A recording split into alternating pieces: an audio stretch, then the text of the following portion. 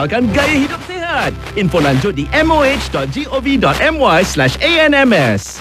Demam tinggi, badan lengah, batuk kering, kepala berdenyut. Kadang kita fikir cuma demam atau sakit biasa. Tapi kalau datang tiba-tiba dan rasa tak bermaya, itu mungkin influenza.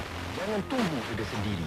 Jumpa doktor secepat mungkin sebab perawatan dalam 48 jam pertama boleh bantu elak komplikasi. Perlu juga minum air serta makan makanan yang berkhasiat. Dan paling penting, jangan lupa untuk pakai pelitup muka bila berada di kawasan sesak. Influenza bukan demam biasa. Bertindak segera.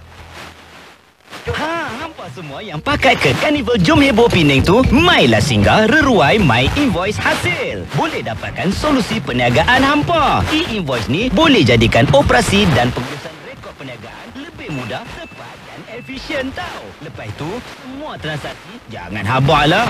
Memang disimpan secara selamat. My digitalkan perniagaan anda hari ini dengan My Invoice. Maklumat lain. My E-invoice.